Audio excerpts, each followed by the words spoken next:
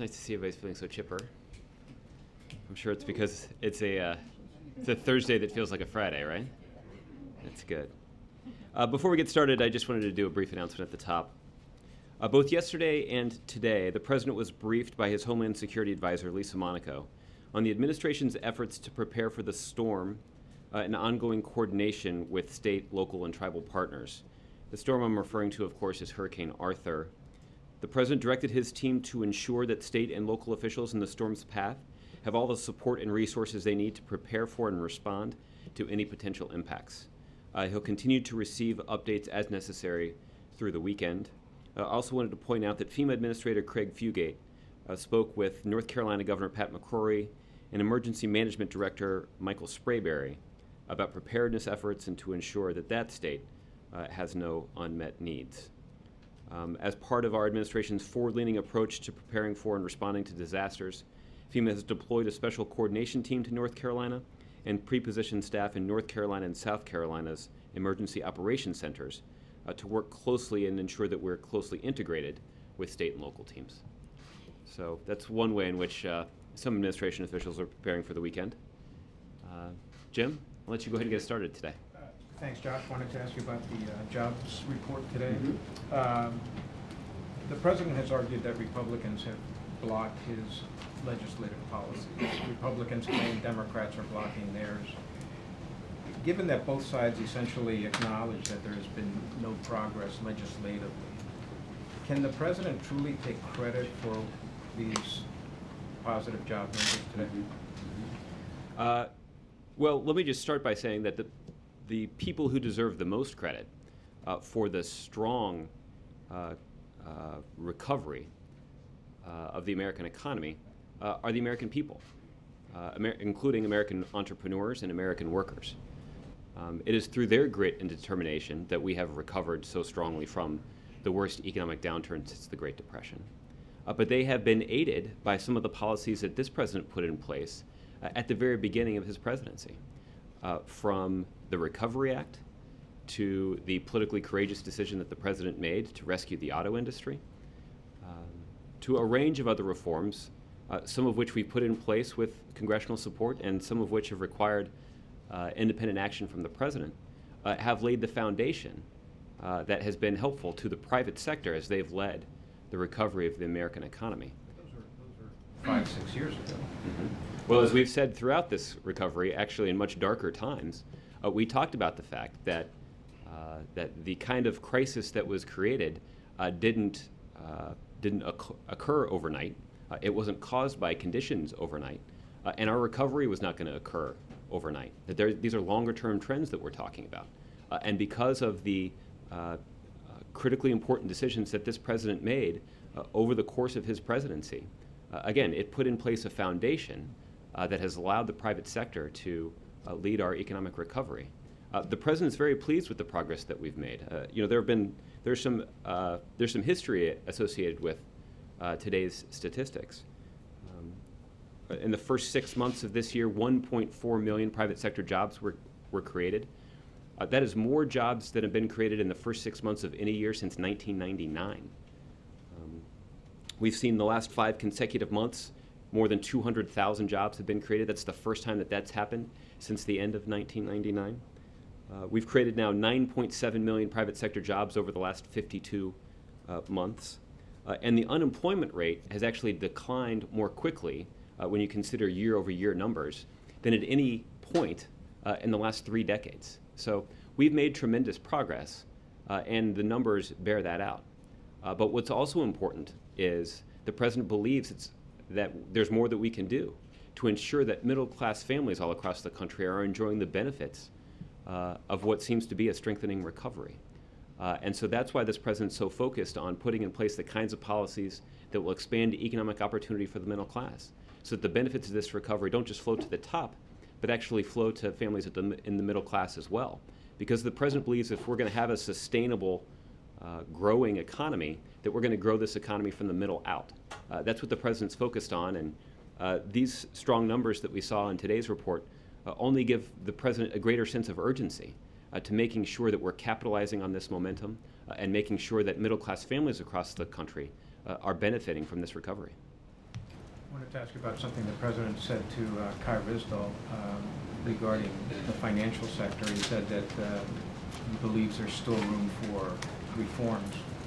And I'm wondering what he had in mind, since he also said that he believes that taxpayers are protected under the Dodd-Frank bill, a position that not everybody, even in his own party, agrees with. But he was talking about risk-taking and how to control risk-taking to protect, I believe, other investors, and wondered whether he's discussed some of those potential proposals with anybody. Well, the Wall Street reform legislation that passed in the first year and a half or so of this president's administration are another good example of policies that are put in place that have stabilized the financial system, ensure that taxpayers are no longer on the hook for bailing out big banks that make risky bets that go bad. And that stability has also contributed significantly to our economic recovery, have allowed the financial markets to recover, and the success of those financial markets has an important role in terms of the benefits that are enjoyed by our broader economy. The President alluded to this in the interview, that strong and dynamic financial markets are part of what makes the American economy the envy of the world. After all, it's performing financial markets that ensure that there's capital available to entrepreneurs who want to start and grow their business. Small businesses are an important contributor to job growth in this country. It's the efficient functioning of our capital markets that ensures that middle-class families across the country will be able to go out and get a mortgage at an affordable rate that will allow them to purchase a home. So there's an important role for our financial markets to play in the strength of our broader economy, but also in terms of making sure that our economy's strength benefits middle-class families across the country. In terms of the President's comments, Jim, you've been covering the economic policy-making decisions of this administration for 5.5 years now. So you're familiar with the idea that the President and his team, since the President's very first day in office, have been focused on the financial markets and making sure that we both are stabilizing those financial markets through a regulatory regime that prevents banks from making the kinds of risky bets that hurt our economy so badly in 2007 and 2008. He's also concerned about making sure that middle-class families have an advocate and a voice in the policymaking process here in Washington, D.C. When it comes to these kinds of financial regulations. That too often we've seen in the past that special interests, big banks, Wall Street financial firms have been able to dictate a regulatory regime that, again, led to a system that incentivized big banks and other large financial institutions to make the kinds of bets that ultimately were bad for our economy. In terms of the President's interview yesterday, he wasn't referring to any specific regulation or law that he had in mind, but rather the need to continue to vigilantly monitor financial markets, to assess risk that may be emerging, and to ensure that the necessary regulatory protections are in place, again, to ensure the stability of the financial markets, but also to make sure that somebody's looking out for middle-class families. Okay. So Steve. He just sort of threw these things out there. He's not looking for legislation or any sort of executive action, regulations, nothing.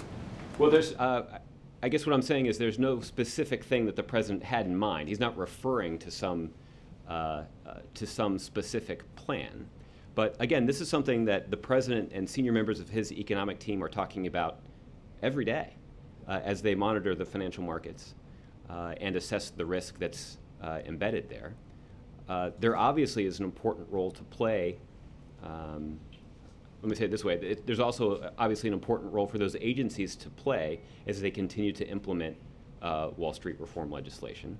There's also an important role to play for these independent regulatory agencies that the Fed and others who are responsible for monitoring this risk and putting in place rules that will ensure, again, that taxpayers aren't left holding the bag when it comes to bailing out a big business who's placed a bunch of risky bets. Back on the economy, what do you say to the individual who can't find a job and has stopped looking? Well, I think I'd say a couple things to them. The first is the president's fighting for you. What you have is a president who is fighting to make sure that we're expanding economic opportunity to those who are looking hard for a job, those who are trying to get the kind of job training that will ensure that they're competitive when they go out and look for a job. After all, having those kinds of job training programs in place isn't just good for those who are working hard to try and find a job. It's also good for those businesses that are looking for workers to fulfill specific functions that will ensure the success of their business. So those people should understand that there's a president here in Washington, D.C., that despite all of the partisan sniping that so often gets filtered down to them, that behind the scenes there is a president who wakes up every morning and at the top of his list is thinking about and implementing measures that'll be in the best interests of middle-class families who are trying to succeed, who are trying to live out the American dream. Okay, Michelle. We're talking about recovery in a couple of ways, and we see the first storm of the season, possibly causing a lot of damage. Is the administration concerned about the effect that could have on all these local economies up the coast, most densely populated part of the country, as well as the pressure that it could put on the insurance industry and infrastructure? Our primary concern right now, Michelle, is making sure that that citizens who are in the path of the storm are taking the necessary precautions to prepare for the storm before it hits.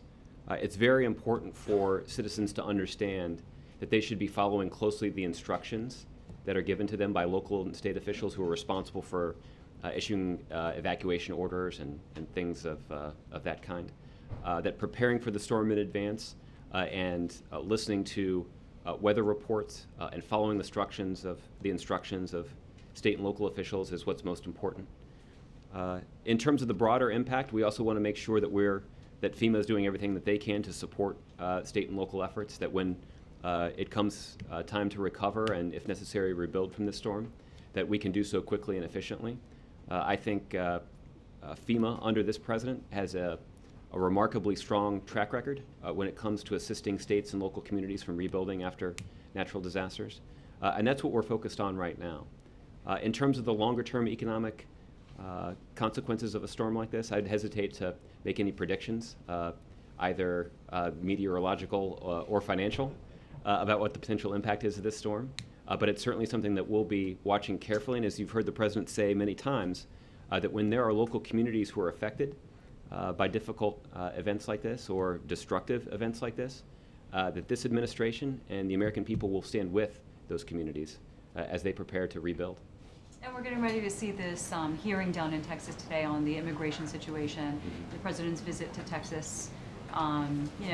There's a lot of anger down there. You hear a lot of anger kind of growing among those communities, as well as partially in Congress, concerning a lot to much of the extent the expense that it's costing the taxpayer. How would the White House address that anger that kind of sparks up when these events now are happening?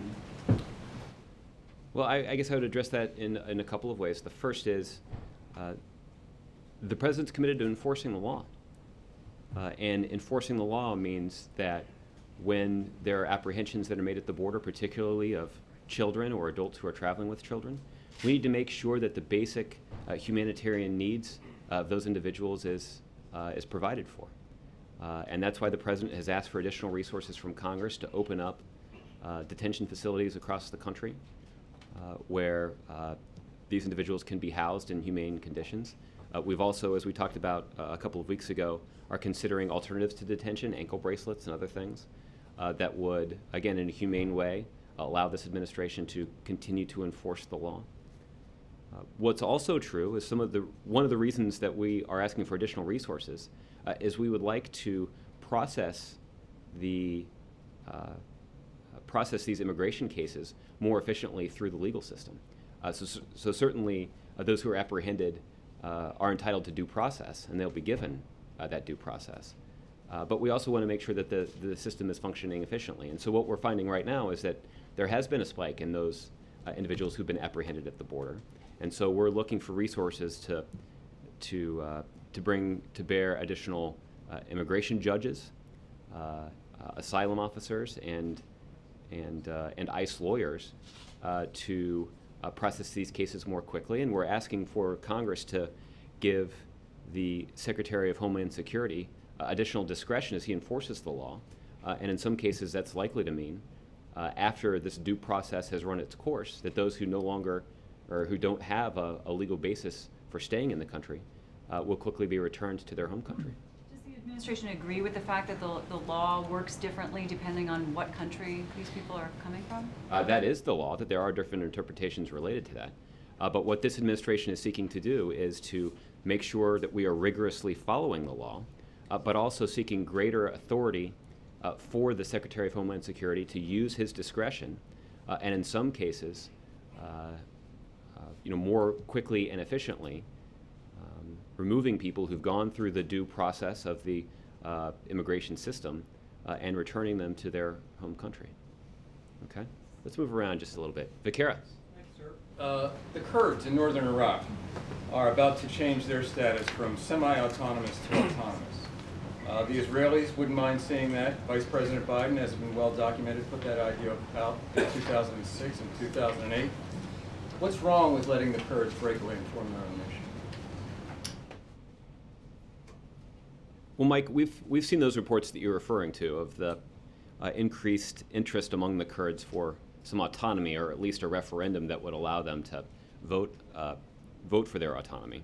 The fact is that we continue to believe that Iraq is stronger if it's united. And that's why the United States continues to support an Iraq that is democratic, pluralistic, and unified. And we're going to continue to urge all parties in Iraq to continue working together toward that objective. The best way for Iraq to confront the threat that's posed by ISIL is to unify the country in the face of that existential threat. And we think that's in the best interests of all the citizens of Iraq. But what's incumbent upon Iraq's political leaders is for them to come together, to put aside sectarian divisions, and focus on the best interests of the country. And we're hopeful that Kurdish leaders will play a similarly constructive role in making that happen, in the same way that we're appealing to the national interest of Sunni and Shia leaders to do the same thing. Aren't Kurds in a position, though, both militarily and economically, to be far more stable now than what we're seeing from the government in Baghdad? Well, that's a difficult assessment for me to offer from here. Suffice it to say, again, it is our position that's in the best interest of all of the citizens of Iraq for that country to come together to confront that threat. That includes Kurds, Sunni, and Shia. I'm not surprised to hear that there may be some speculation or some analysis from different quarters who might suggest that one group might be better off standing on its own. But it's the policy of this administration and this country that Iraq will better weather the threat that's posed by ISIL if that country unifies around the goal of defending that country against the threat that's posed by ISIL. Okay? Chris. Thanks, Josh. I want to follow up on that planned executive order barring LGBT discrimination among federal contractors. LGBT advocates are pushing back against a request for some faith leaders, including Pastor Rick Warren, to include a religious exemption in the measure. When will we have more information about the content of this executive order? Well, Chris, as you know, the president has directed his team to prepare an executive order that would allow him to prohibit federal contractors from discriminating on the basis of sexual orientation or gender identity. That's an executive order that's still being drafted, and so I wouldn't want to speculate about the contents of that order until it's been finalized. Can you at least say at this point whether the Hobby Lobby decision requires the administration to include a religious exemption in that order? I'm not in a position to indicate to you at this point what measures will be included in the executive order because it's not been finalized yet. There are two executive orders now related to the LGBT community. The president, during the Pride reception, announced a separate executive order that would bar discrimination against transgender federal employees. Can we at least expect that both these executive orders will be on the same track for signing implementation? I don't know whether or not they'll be signed at the same time. I'm not in a position to offer you any updates in terms of the timing of these executive orders that have been widely discussed now. But as soon as we do have an update, we'll let you know. Okay, let's move around a little bit. Let's see, Mark. Yeah, tell us more about tomorrow's naturalization ceremony. Well, this is something that previous presidents have done, oftentimes on the 4th of July. The president had the opportunity to talk about this in the Rose Garden earlier this week, where he talked about how appropriate it was that there would be an opportunity for the Commander-in-Chief, the President of the United States, on Independence Day to naturalize those individuals who are in this country illegally, who signed up to join the military to defend this country. That is a pretty strong testament to the values that are held by those immigrants, and giving them the opportunity to be naturalized and to get their official U.S. citizenship on Independence Day, I think is a pretty compelling story. We'll have more information about those individuals who will be naturalized tomorrow, but I can tell you that the president's genuinely looking forward to it. Julie. Back on the border for a moment, 2 questions. You said the president has no plans to visit the border when he's in Texas next week. Can you tell us what went into that decision? Did he consider going? And what message does the president believe he's sending by staying away from what he's calling a humanitarian crisis on the border? Well, Julie, the first thing I would say is that senior officials in the last several weeks have spent a lot of time visiting the border to assess the conditions there. Secretary Johnson, Cecilia Munoz, the president's top immigration policy advisor here at the White House, the Commandant of the Coast Guard, and other senior officials from FEMA traveled to the border region on June 20th. They had an opportunity to visit some CBP facilities and also visited Lackland Air Force Base, where some of those who've been detained, some of those who were apprehended are being detained. Secretary Johnson traveled to Nogales on June 25th, where again he reviewed some U.S. Customs and Border Protection facilities to again assess the situation on the ground there and assess the ability of CBP officials to process those who'd been apprehended. There was a more recent trip that again involved Secretary Johnson and this time Secretary Burwell to South Texas on June 30th, where they took a guided tour of the child intake and care facilities and participated in an interagency discussion at the Lackland shelter on lessons learned, challenges, and best practices for detaining these individuals. The CBP commissioner earlier this week traveled to McAllen, where he participated in a news conference and delivered a pretty clear message to families in Central America that sending their children, putting their children in the hands of some of the criminal networks that have sprouted up to transport children to the southwest border is not a good idea. So the point of me reviewing all of that is to make clear to you and to your readers that senior administration officials have spent a lot of time on the border because the president and other members of his senior team are concerned both about what's happening there, but also making sure that they have a very clear, up-to-date assessment of what exactly is happening on a regular basis there, and how the additional resources that have been devoted to that region are dealing with this surge in illegal migration that we've seen. In terms of the president's trip to Texas, the president is going to, as you know, spend some time raising money for Democrats in the campaign. The president is also looking forward to the opportunity to spending some time in Austin with a couple of folks who've written him letters. This, is similar to some of the events he participated in Minnesota last week. The president talked about how much he enjoyed having the opportunity to sit down with a working mother in Minnesota who had written him a letter about some of the challenges that her family faced. And the president's looking forward to having a similar opportunity when he's in Texas next week. And on the status of the emergency supplemental, he said that he was going to, you said you'd have more details on that next week. There's been some pushback from refugee and immigrant advocacy groups on the approach, the new authorities that the president alerted Congress he would be asking for to expedite the removal of some of these kids. Has that caused you all to reassess the approach there? Are you still weighing exactly which authorities to ask Congress for? It's my understanding that we have a good sense of what kinds of authorities that we would seek in terms of the greater discretion that could be employed by the Secretary of Homeland Security to deal with the recent surge in illegal migration that we've seen on the southwest border. There are some challenges that are posed by the current law, this 2008 law that requires that unaccompanied children from non-contiguous countries be treated differently in the system than children from Canada or Mexico.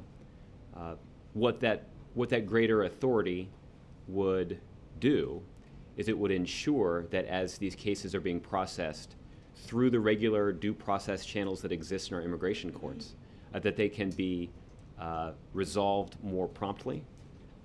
And if it is determined through that due process legal proceeding that the individual does not have a legitimate claim to remain in the country, that the Secretary can exercise the discretion to promptly repatriate that person. That's important for a couple of reasons. One is it's a fair way to deal with people in the immigration system rather than having them sort of languish in that system for a long time. The second thing is it sends a clear and unmistakable signal to parents who might be considering putting their children in the hands of a stranger, in some cases a criminal, to transport them to the southwest border with the expectation that if they get to the border that they'll be allowed to remain in the country. That is simply not the case, and that is further demonstrated by the exercise of the Secretary's discretion to promptly deal with some of these cases. Okay. Jim? Despite the fact that the unaccompanied minors who are coming across and the minors who are coming across with their mothers are not eligible for DACA, there are those who are in the Republican Party who are calling upon the president to rescind DACA as a message. Would that work? Does the administration believe if the president said, all right, no more DACA, that the flow would stop? Well, I think it's far-fetched to think that that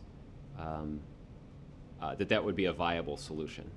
What we know right now, Jim, is that there are criminal networks in Central America that are engaged in a coordinated misinformation campaign and luring people who are in increasingly desperate situations to pay them large sums of money to transport them or their children to the southwest border of the United States with the expectation that they'll be welcomed into the United States even though they're not following the legal immigration procedures.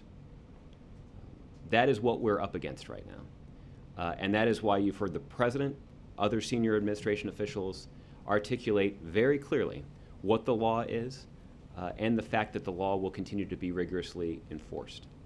What we'll also do is we're going to also enforce that law in line with our values and in line with the responsibility that's also mandated by the law to treat those who are apprehended in a humanitarian way. So we're balancing a lot of different imperatives here. But first and foremost, this administration is committed to enforcing the law, and that's what we're going to continue to do. The governor of Texas, Governor Perry, is testifying today before a Homeland Security Committee for Congress, which is meeting in Texas today. He has criticized the president for, he says, bad diplomacy, for speeches and for a general outlook to people down there in Central America that just says, come, even though, and he believes that if the president were to rescind DACA, that would send a message that that's not the case. What does the administration think about rescinding the DREAM Act? That's not going to happen. The truth is it's hard to take seriously Governor Perry's concerns when everybody who's taken a look at this understands that if we wanted to send a clear signal about our seriousness of purpose when it comes to addressing some of the problems in our immigration system, that the easiest way to do that is to pass the common sense immigration reform proposal that already has passed through the Senate with bipartisan support. So, I guess what I would observe is that the most effective way for us to address this problem, and I think the most effective way that Governor Perry can help if that's what he says he wants to do, would be to pick up the phone and call the Republican members of the House of Representatives that represent the state of Texas and tell them to support the bipartisan proposal to reform our immigration system that passed through the Senate. That would have a tangible impact on so many of the problems that we see in our immigration system. Not just the problems that we're seeing at the border, although it would address them because it includes significant investments in border security, that compromise proposal. But that compromise proposal would also have enormous economic benefits for communities all across the country, probably even disproportionate benefits for some of those communities along the border, like those communities in Texas, that we would see significant expansion in economic opportunity. It would create jobs. It would lower the deficit. It also would ensure that companies are not punished for following the immigration laws. Right now, there are a lot of companies that are trying to do the right thing and follow the current immigration guidelines when it comes to hiring workers.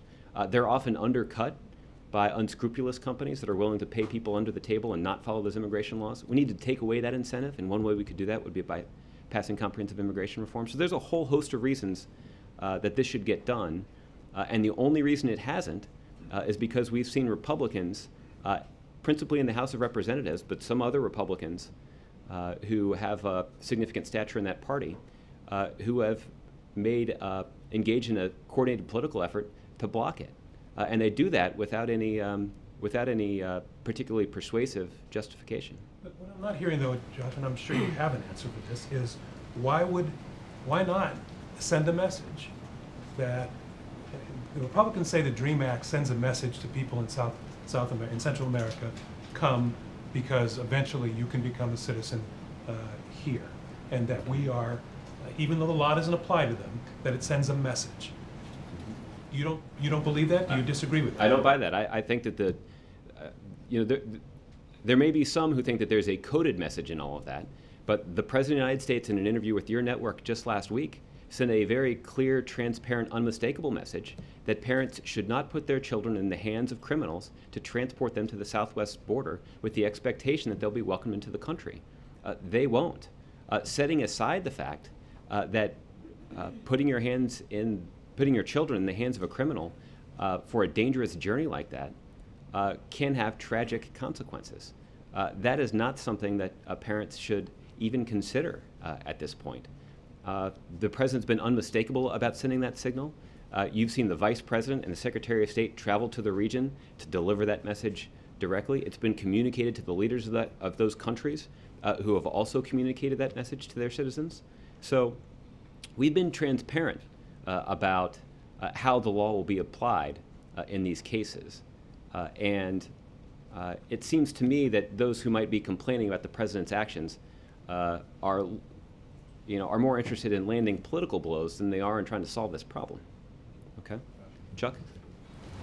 How about having the president unequivocally, you were, in somewhat, it sounded at first ambiguous, and then you were saying that eventually the Homeland Security Secretary, Jay Johnson, is making it clear that these children will not be able to stay. They're going to get deported. It'll take time. The system will take time. They're going to be deported. The President of the United States is the loudest voice in this country. Obviously, this message needs to get to Honduras, to Guatemala, and to these places. Why not have the President unequivocally sit in front of a camera and say, look, these kids are going to get deported. Don't do this. This is dangerous. They're not going to be able to stay here. Whatever anybody's telling you, it's not true, and maybe only the president can send that message. Well, Chuck, I think the president was pretty direct when he made comments to George Stephanopoulos at ABC when he was asked specifically about this. George asked him very directly whether or not parents should send their children to the southwest border with the expectation that they'll be welcomed here. And the president was clear in saying, do not send your children. So the president has delivered that message unambiguously. That is part of the law, and that's been a message that's been echoed by the vice president when he traveled to the region, by the secretary of state when he traveled to the region, and by the leaders of the countries in those regions. Ambiguity, and most of these kids are going to get deported. What I can say without ambiguity is that the law will be applied, and there's going to be a due process that they'll all be subjected to. So I wouldn't stand here and say how those claims will be processed. It wouldn't be appropriate for me to do so. But the law will be rigorously applied. And to ensure that it's rigorously applied, we've asked for additional resources so that we can have more prosecutors and judges and asylum officials deployed to this region to more efficiently process these cases within the confines of the law. And they will be rigorously following the law. And we've even sought additional authority that can be wielded by the Secretary of Homeland Security so that when those cases have been processed, that those who don't have a legal claim for remaining in this country can be returned to their home country. You guys are supposedly stepping up an ad campaign. Can you tell us more about it? Have you explain what this campaign is down in these countries? I don't have those details in front of me. I know that Gil Kurlikowski, who's the director of the CBP, was down in the region just yesterday and talking about this. So I'd refer you to CBP. They will have some more details about that campaign. Is the president going to appear in this campaign? Are they going to use his image, his voice, his words in this? I don't know what plans they have for the content of that campaign, but you should check with them and they can tell you. So obviously he's. I assume I would. You would know. But so the fact that you don't. No, I wouldn't read anything into that. Okay. There are probably a lot of important things I don't know. In the economy, and to Jim's question here, which is, neither party has gotten what they've wanted in what they claim would sort of jumpstart the economy over the last 3 or 4 years. Right. So his question was obviously, so does anybody deserve the credit? But Yeah. does the president feel vindicated that his economic philosophy is contributing to this economic recovery? Well, there's no doubt that the president believes that some of the economic policies that we've put in place over the last 5.5 years have contributed to some of the economic growth that we've seen. There's no doubt about that. What we have said all along is that the goal of these policies was to support the private sector as they lead our recovery. This is not a situation where the government can go in and do it for the private sector. What we need is American entrepreneurs and business owners and American workers to lead that recovery, and that's exactly what they've done. It's only because of the hard work and grit and determination of the American people that we've enjoyed this success and made all of the progress that we've made.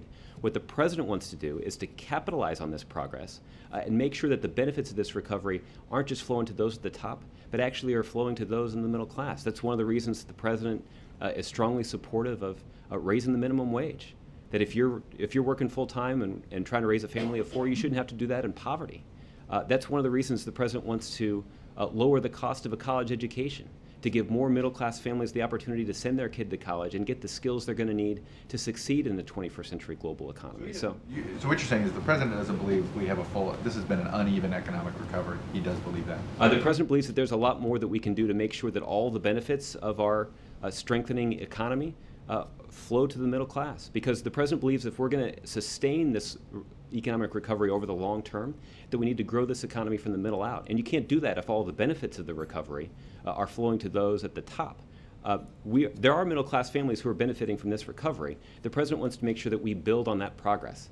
And that's by investing in job training, raising the minimum wage. Investments in infrastructure would have a short-term economic benefit in terms of creating jobs, but also lay the foundation for our long-term economic strength. There's a lot that we can do. The president believes that we shouldn't miss this opportunity to capitalize on this growth and make sure that we're expanding economic opportunity for the middle class. That's 6 months in 15 years. Mm-hmm. And it comes at a time at the highest rate of Washington dysfunction and gridlock in perhaps that amount of time. Yeah. Coincidence? Isn't this sending the message that, you know what, the less Washington does, the better for the economy? I think the message... That's cynical? Yeah, I think what the message that this sends is it's an indication that these crises aren't created overnight and they're not solved overnight. And that there needs to be a long-term coordinated strategy to strengthen our economy. And what you've seen this president do over the course of 5.5 years is put in place the pillars of that strategy, from the Recovery Act to rescuing the auto industry, to Wall Street reform, which I had the opportunity to talk about earlier. All of these are key components of supporting the kind of foundation that the private sector in this country needs to lead our recovery. And we have seen our economy bounce back. The president's not surprised about that. One of the reasons he has so much optimism about the American economy is because he knows that there are American entrepreneurs out there that have all kinds of great ideas that can lead to the creation of small businesses and eventually grow those businesses into large businesses. That there are a lot of American workers out there who aren't fully utilizing the skills that they have to benefit our economy. So we want to capture that potential and double down on the progress that we've already made. And that's why the president is so determined to both try and work with Congress where we can to implement other policies that will benefit the middle class, but where necessary, the president's not going to hesitate within the confines of the law to move unilaterally to get that done. Okay, Ed. Josh, on that point, if you still have more than 26 million people who are in part-time jobs, you talk to youth advocacy groups, they say that the unemployment number for young people who have given up looking and are unemployed is about 15.2%. If the economy is strengthening so much and the recovery is getting stronger, as you say, why are so many people still looking for full-time work? Yeah, because it's due in no small part to Republicans blocking common sense economic proposals that would expand economic opportunity for the middle class. Look, there are some simple things that the president has put forward, common sense ideas that have traditionally earned the support of Republicans in the past that Republicans right now are blocking. These are things like raising the minimum wage, making critical investments in our infrastructure and paying for them by closing the loopholes that benefit only the wealthy and well-connected, investing in job training programs that lead directly to work, expanding access to a college education, making it more affordable for middle-class families to send their kids to college. These are all the kinds of things that would ensure that middle-class families are benefiting from our economic recovery. And those benefits would be magnified if we can put in place some of these common sense policies. I want to ask a couple on immigration. When you were saying a moment ago that the law will be rigorously followed, a couple of weeks ago Jim was asking questions about what are the numbers in terms of people who show up at the border who actually are deported, and how many of them actually stay with relatives and end up staying in America. Do you have a better sense now of those numbers? Mm-hmm. My question being, how can you know for sure the law is going to be followed when some of these folks may just end up staying in America? Well, each of these cases is unique, and what we would like to do is to make sure that we're surging resources in terms of immigration judges and ICE prosecutors and asylum officials to make sure that we're processing these claims quickly and doing so efficiently, so that when they are ultimately adjudicated, and if those individuals, after going through that due process, are found not to have a legal basis for remaining in the country, that the Secretary of Homeland Security can act using his discretion to send them back. That is a principle that applies to adults, but it's also a principle that we're going to apply to where necessary. Numbers to back up that that's what's been happening in recent months and years. Mm-hmm.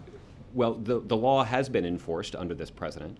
What we're seeing, though, is an increasing backlog in processing these claims, that there are individuals who are detained, who are given a notice to appear in court. In many cases, they're subjected to things like alternative detention, where they wear an ankle bracelet.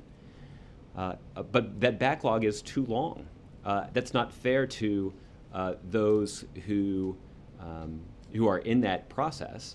It's also not a good way to enforce the law. We want to do this quickly and efficiently and effectively, all within the confines of due process. So by adding more judges and prosecutors and asylum officials to the case, we can make sure that we are following due process, but also enforcing the law. Last one, I want to go back to the Texas trip related to immigration. The president keeps saying publicly he wants to get out of the White House bubble. Okay, so here's his chance, and as you said, he's going to meet with some real folks and he's going to talk to them about the economy. He's also going to raise money for the Democratic Party, and he's going to pass up an opportunity to get an up-close look himself, get out of the bubble, and look at what he's called a humanitarian crisis. How do you defend that? I defend that by describing to you that there are a whole range of senior officials in this administration over the course of the last 3 or 4 weeks who have spent a lot of time in the Southwest border. And you'll send a FEMA director, all these people, but then the president himself goes there, and he meets with the families, he holds their hands, he talks to them, he tries to get a sense. Why can't he do that this time? The president has a very good sense of what's happening on the border. He's getting regular updates from his officials who've traveled to that region. They're focused on solving this problem, and what the president wants is he wants regular reports about what they're seeing on the border and how resources that are being devoted to processing those who have appeared at the border are being used to effectively administrate justice. And the president is well aware of that process and how it's going. And the trip that he's taking to Texas is effectively for a different purpose, both to conduct some political activities that he does on occasion, but also spend some time talking to somebody who wrote him a letter about how the president's economic policies can benefit middle-class families all across the country. Okay. Leslie. Josh, on the Kurds' bid for autonomy, how much does that complicate your message, and what are you saying to the Kurds themselves? You said, I think Iraq is stronger if it's united, but I don't think that they believe that they would be stronger if they're in a fragile Iraq. So what's the message from the White House? Yeah. Well, there's been a lot of dialogue between senior administration officials and political leaders in Iraq, including Kurdish political leaders. Our message to them in private is the same message that I've been delivering up here publicly, which is that we believe it's in the best interests of all the citizens of Iraq for that nation's political leaders to come together, to set aside sectarian divisions, to set aside their own political ambitions, and focus on the best interests of Iraq. And it's the view of this administration that Iraq is best served if they have political leaders that unite, that pursue an inclusive governing agenda, and use all of that to confront the threat that's posed by ISIL.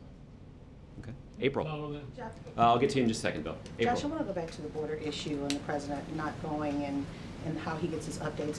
When the president is in the Situation Room, is he seeing live pictures of the border? Is he getting kind of visuals on the border? And is that some of the reason why he may not be going to the border next week? Well, I know that there have been some media outlets that have even been granted access to some of these detention facilities along the border. So we've been pretty transparent, and I think the American public can see firsthand both the challenges that are posed by this surge in illegal migration that we've seen, but they can also see firsthand what the federal government is doing to try to address the challenges that are posed by this surge. So you've also seen frequent visits from these senior administration officials. The president is getting regular updates and has a very good sense both of what's happening there on the ground and how effectively resources are being deployed to confront those challenges. But beyond the updates, the reason why people are asking for him to go to the border is because of tangible, for him to see, for him to feel. But is he at least getting visuals from these persons who are giving updates? Is he getting the visuals in the sit room, live visuals or something about the border? I disagree, at least in part, with the premise of your question. I think the reason that some people are suggesting the president should go to the border when he's in Texas is because they'd rather play politics than actually try to address some of these challenges. But for those who have purer motives in terms of asking this question, like you, I would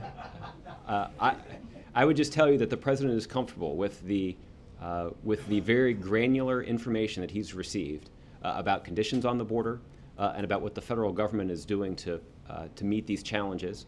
He's also very interested in finding out whether or not this surge in resources has been helpful, whether it's worked, whether we are able to enforce the law more efficiently and at the same time meet the basic humanitarian needs of those who have appeared on the southwest border. We are, after all, as you've heard me say in discussing this issue many times, that we're a nation of laws, but we're also a nation of immigrants. And there are values associated with that. And we want to make sure that as we enforce the law that we do so in line with our values. The president's comfortable that that's happening right now. And on another issue, Mrs. Biden is in Africa. Could you talk to me about the Africa visit, and is it primarily basically a lead up to this Africa summit that's happening here next month? For a detailed readout of her activities, I'd encourage you to check with the Vice President's office. But I know that Dr. Biden that her trip is off to a very good start. She just left a couple of days ago. She spent some time visiting some local health clinics, talking a lot about the importance of education, particularly among women in Africa. And this is an important part of communicating directly to the people of Africa the investment that the United States seeks to make in their countries, that there is an opportunity for us to form an important partnership with them as they build the economy and build up and improve the living conditions in many of these countries. That the United States wants to be a partner with them. That is an important message of Dr. Biden's trip, and it will be something that we'll discuss a whole lot more when the African leaders are here in Washington next month. Bill? Just as an aside, your answer to April about the president not going to the border because it would be political. Since when is it not political that he goes and visits with an average American to show empathy? What I'm suggesting is those who are criticizing the president for not going to the border, that at least many of them, if not all of them, are playing politics and not really focused on solving the problem. If they were committed to solving the problem, for example, in the case of the Texas governor, he could probably be pretty useful. I hear he's a pretty persuasive fellow. That he could pick up the phone and call some of those Republican members of Congress from Texas who are standing foursquare against common sense immigration reform. That if the governor were genuinely concerned about solving so many of these problems that exist on the border, the most impactful thing that he could do right now is encourage those Republican members of the House of Representatives to stop blocking common sense legislation from coming to the floor of the House of Representatives. Which doesn't have much to do with the president's own politics and sitting down with. Anyway, let's go back to your answer on Iraq. It's been the policy of this administration since the ISIS offensive began that it has to be settled by the formation of a new government, which is all-inclusive, but that's exactly what's not happening. The Prime Minister, as you know, has declined to form a government because everybody walked out in a huff the other day. And now he's going after, first of all, going after the ISIS fighters, he says. But what is the message of this government? What has the president said to him or others? Well, it's the vice president who's been in regular touch with Prime Minister Maliki and with other political leaders in Iraq. What we have encouraged them to do is to, there is, as you point out, a process under the Iraqi constitution for the formation of a new government. Now, it's not moving as expeditiously as we would like it to. There's no doubt about that. Time is of the essence right now because there is a serious threat to the security situation there that's posed by ISIL. And so the president and other world leaders have been pressing Iraq's political leadership not just to come together at a time and place of their choosing, but come together quickly because it's important for the future of Iraq for them to form that government in line with the process that's laid out by their constitution. And once that government is formed, it's important for that government to pursue the kind of inclusive governing agenda that makes it clear to every citizen in Iraq that they have a stake in that country's future. That's also what's going to be required for the security forces in Iraq to be strengthened, right? That the security forces need to reflect the diversity of the country. And when you have a unified political leadership, you have unified security forces, we're confident that Iraq can meet the threat that's posed by ISIL, but we're confident that they won't be able to meet that threat if they don't act quickly to form that government and for that government to pursue an inclusive agenda. Right before the government is formed, there have been suggestions that they could work in cooperation with Iran, and that the U.S. could support that. In fact, General Dempsey today said that while we don't intend to coordinate with them right now, it's not impossible that in the future we would have reason to do so. Is that something that the administration supports? Well, what we have said is, and what's already occurred, is that there have been at least one conversation between senior American diplomats and senior Iranian diplomats on the sidelines of the P5+1 talks to talk about the situation in Iraq. We've made clear that at this point we don't contemplate any military cooperation and coordination. We also are not going to be engaged in a conversation with the Iranians about the future of Iraq over the heads of the Iraqi people. Ultimately, the future of Iraq needs to be determined by the population, by the citizens of Iraq, and by their elected leaders. But I've also pointed out and been pretty ready to admit that there clearly is some overlapping interest here. That there is, it is not in the interests of Iran for their neighbor to be racked by sectarian divisions. That kind of instability is not what you want to have on your border. And it's certainly not the kind of instability that the United States would like to see in the region. So there is a little common interest that's been exposed by this.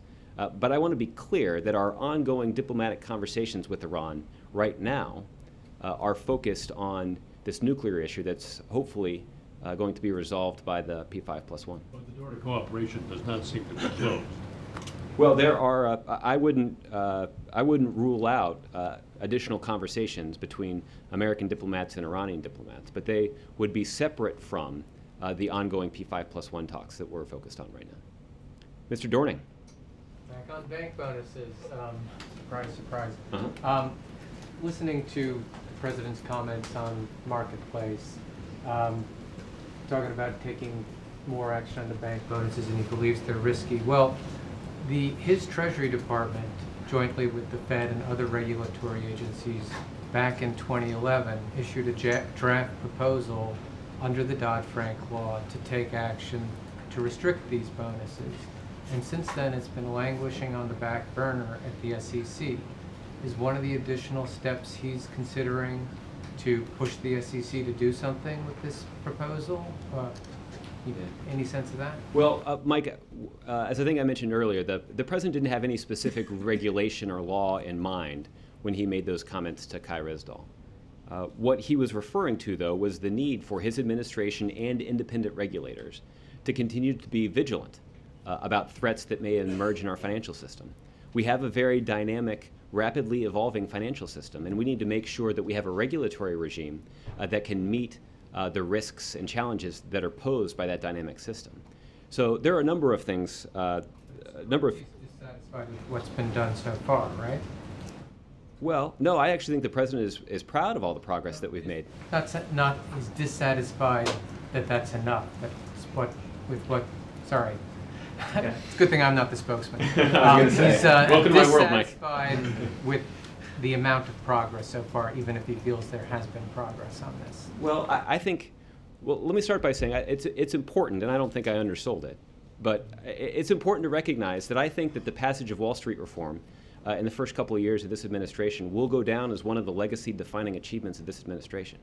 The president's enormously proud of the Wall Street reform regulations that have been put in place because they include some of the strongest consumer protections in history. The president ran for office because he wanted to make sure that middle-class families had a voice in Washington, D.C. And when it comes to things like financial regulations, too often the voices of Main Street investors and middle-class families were drowned out by special interests like Wall Street firms and big banks. So we're enormously proud of the progress that we've made and that we do now have a financial system that continues to thrive.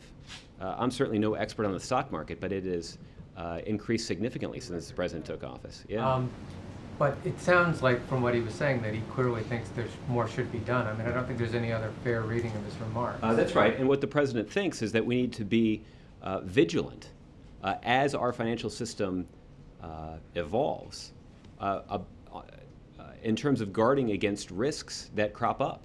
That there's such a dynamic financial system out there that evolves quickly. We need to make sure that we have a regulatory regime that gives that the dynamism of our capital markets the opportunity to thrive while preventing bubbles and other risks from rapidly emerging and causing the whole system to tumble. So let me give you a couple of examples of things that the president believes should be part of the kinds of things that should be addressed, right?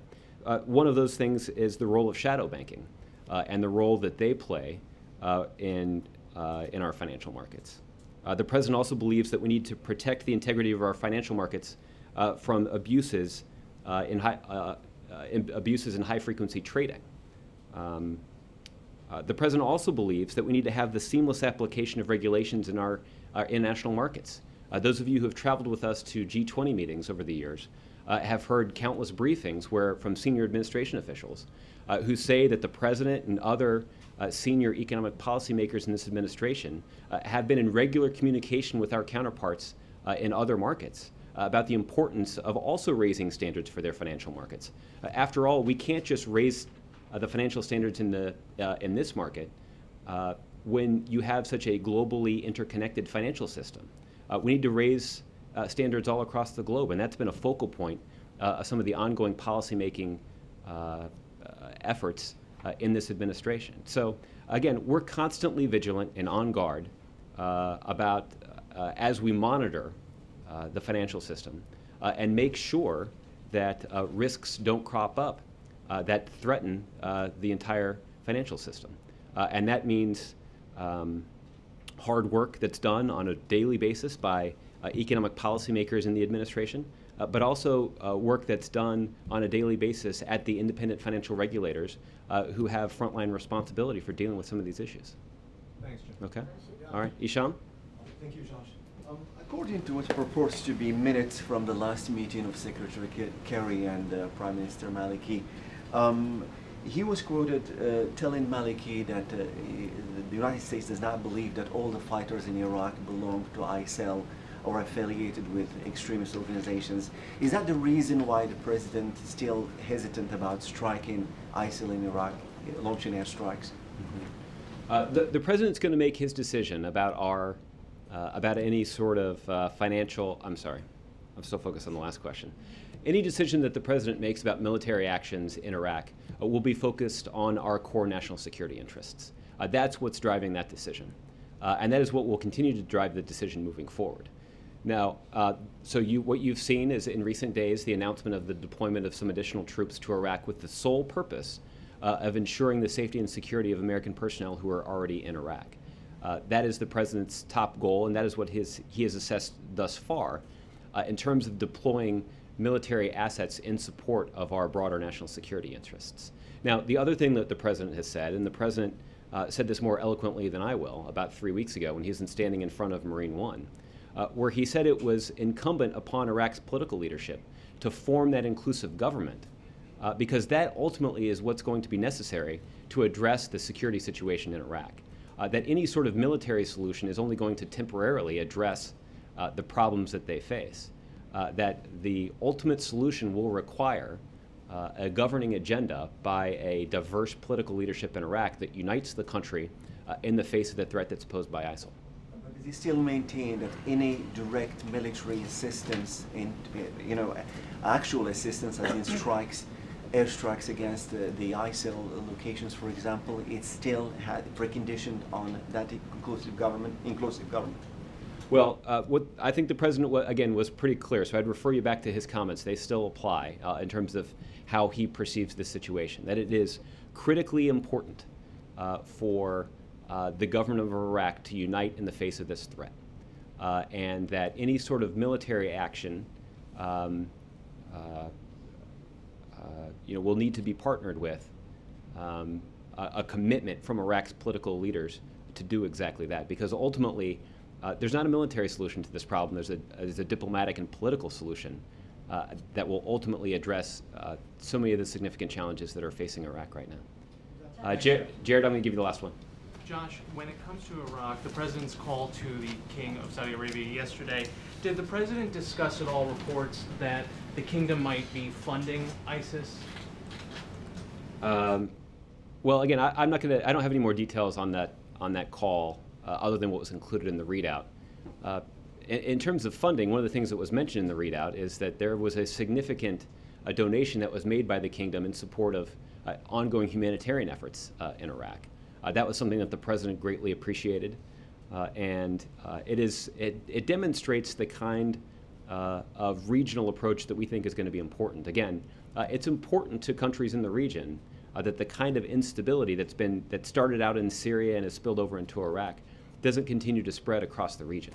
And that's one of the reasons that it certainly was why it's important to Saudi Arabia that some stability be restored. But it also underscores the generosity of the kingdom in making this donation. When it comes to, we're heading into the long weekend, we've got on the House calendar at least, I think, 7 legislative weeks before Election Day. The President's been talking all this week and recently about how little he expects from Congress, or how little he's gotten from Congress. At this point, from where you're standing, what does the President believe he's going to get in terms of bills passed by both houses of Congress before Election Day? Anything? Well, there are a number of important priorities that I've talked about in the context of the jobs numbers today. Some of the economic proposals that the President's put forward for raising the minimum wage, or improving and expanding job training, making a college education more affordable, ensuring pay equity all across the country. That there are a number of proposals that have traditionally earned bipartisan support the President hopes they'll act on. But there are 2 others that come to mind that will be priorities when Congress returns. The first is the supplemental funding request that Julie talked about in terms of making sure that that the necessary resources are available to meet the need caused by the surge of illegal migration that we're seeing at the border. The second one is this issue of the Highway Trust Fund that I think Mara asked about yesterday. This is traditionally an issue that has enjoyed bipartisan support, and we hope that will be true in this case because of the consequences of Congress failing to act for our economy.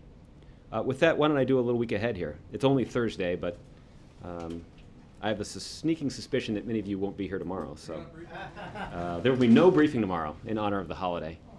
What better way to demonstrate my patriotism than to not brief, right? Same to you, Goyle. Thank you, Mark. On Monday, the President will host a group of teachers at the White House for lunch to discuss the administration's efforts to ensure that every student is taught by an effective educator. The President will be joined at that lunch by the Secretary of Education, Arne Duncan. On Tuesday, the President will welcome NATO Secretary General Anders Fogh Rasmussen to the White House. Ahead of the NATO summit in Wales this September, the President looks forward to discussing with the Secretary General the crisis in Ukraine and related reassurance measures for our NATO allies, improving allied defense investment, further work on bolstering NATO's network of partners, and NATO's post-2014 non-combat mission in Afghanistan. The Secretary General's visit underscores the vital importance the United States places on NATO as the cornerstone of our alliance with Europe. In the evening, the President will depart for Denver, Colorado, where he'll spend the night. On Wednesday in Denver, the President will attend a DSCC fundraising event.